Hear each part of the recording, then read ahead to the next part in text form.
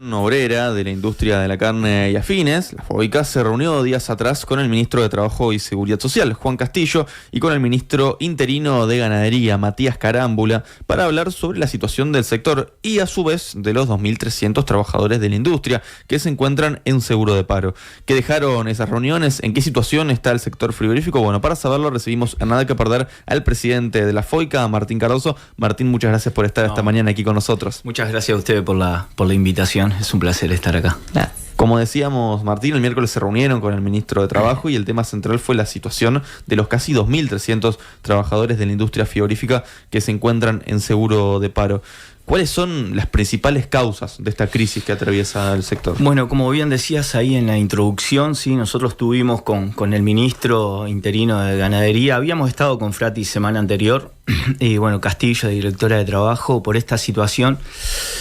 Anterior habíamos tenido una charla con la nueva dirección de la DINAS, de la Dirección Nacional de Seguridad Social, lo cual nos habían transmitido, se comunicaron con nosotros, nos transmitieron la preocupación que veían tantas solicitudes de seguro de paro, ya sean totales o parciales. En ese sentido se comunicaron con nosotros y en un intercambio ya nos adelantaron que iban a empezar a revisar caso a caso porque entendían que algunas empresas en el correr de estos últimos años han hecho un uso y abuso de un subsidio que está creado obviamente para sostener a las empresas y a los trabajadores en momentos conjunturales. En base a esa charla que tuvimos, bueno, prendió las alarmas porque obviamente entendemos la posición del gobierno en revisar y nosotros lo hemos denunciado, que hay empresas que entendemos que hacen uso y abuso de la herramienta, pero sí no podemos dejar de lado que nosotros es prioridad, ya es como parte del salario tener el subsidio por desempleo, muchas veces por reducción de la jornada. En ese sentido convocamos una reunión, pedimos una reunión, la cual bien decías ahí, nos atendieron. Obviamente llevamos otros temas que tenemos dentro de la agenda de la federación, que es retomar el consejo de salarios, que es la edad jubilatoria, discutir en ese sentido también la extensión de la edad jubilatoria, pero el tema central fue la preocupación que tenemos de estos casi 2.300 trabajadores del seguro de paro, 8 plantas cerradas por deudas tremendas, y bueno, y de nuestra perspectiva, y como siempre digo, ¿no? de nuestro lugar, con una independencia, vamos a decir, técnica, porque no estamos en el negocio, nosotros somos trabajadores y bueno, tratamos de informarnos y trabajar en ese sentido, que vemos que algunas plantas en el corto plazo van a estar en la misma situación de no trabajar, porque vemos que hacen años que hacen 2.000 animales por año, 100 animales por mes. La verdad que no sabemos cómo se sostienen y muchas de las plantas se sostienen con el subsidio de desempleo.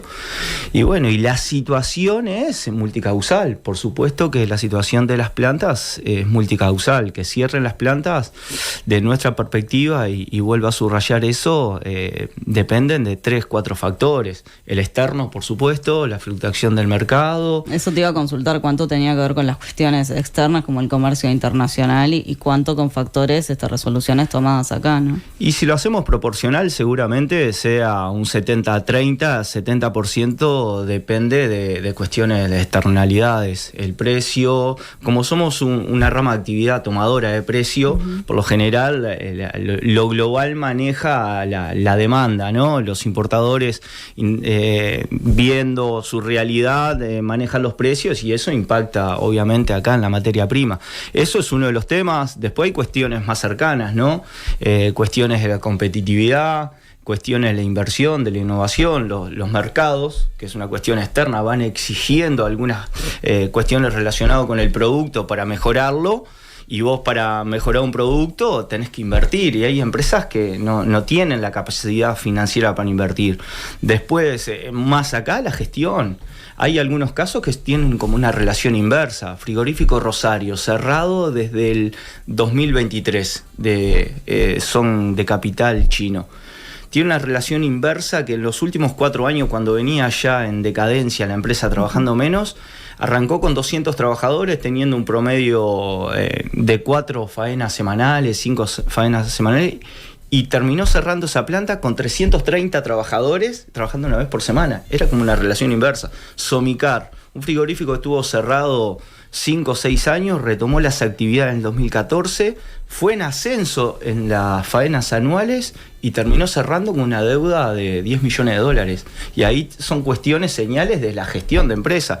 Y después, algo que está afectando a las empresas chicas, que es otro factor cercano, es la importación de carne.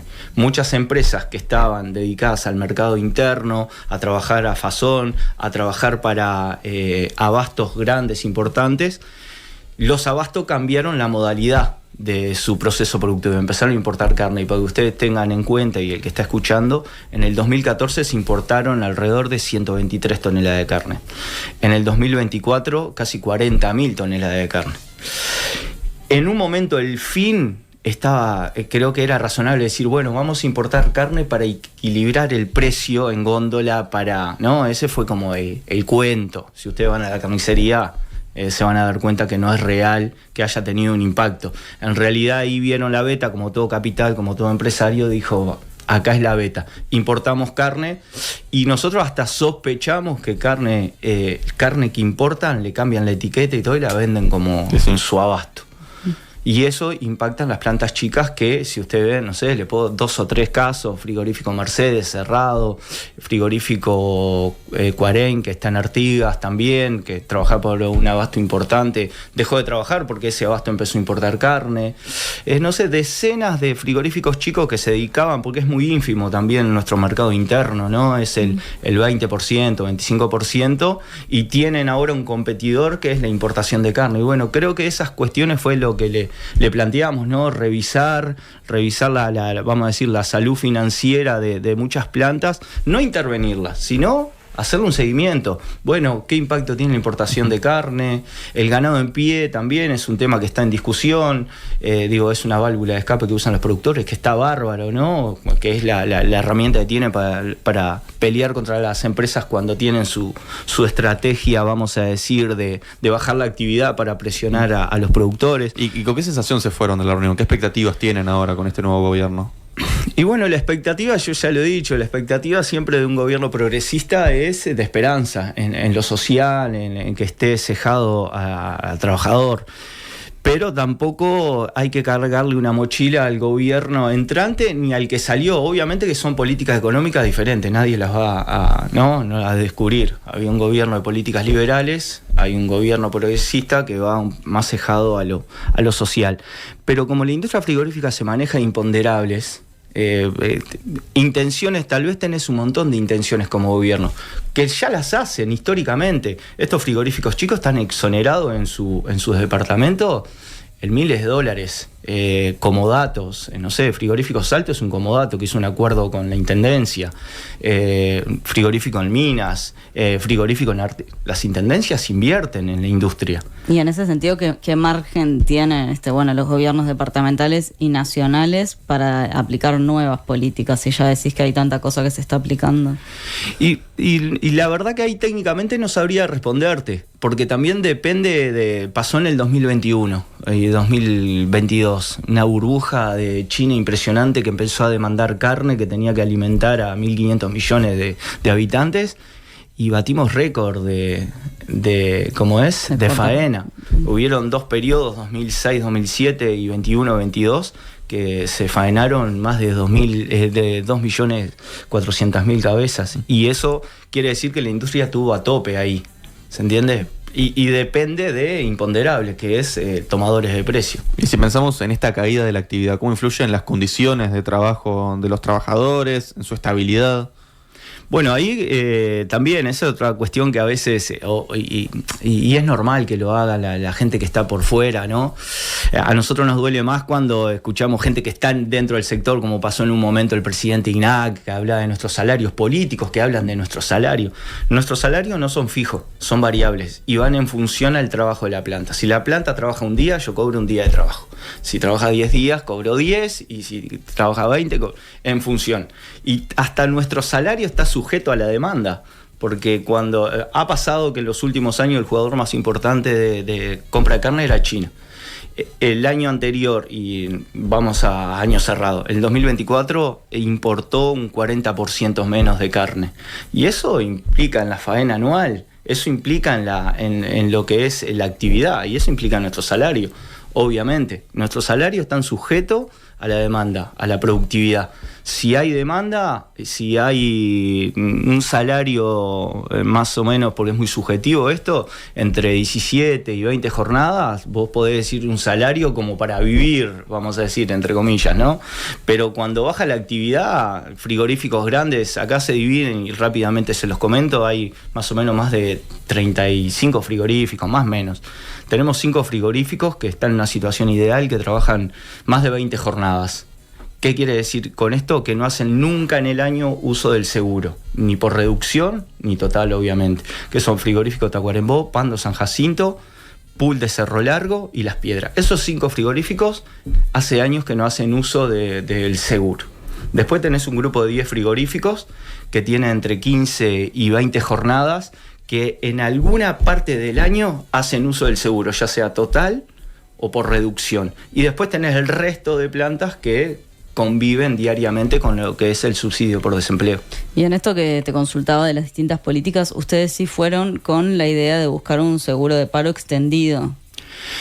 Bueno, la ley prevé la ley de subsidio por desempleo, la 1580, que el Poder Ejecutivo tiene 30 meses como prevé 30 meses de extensión.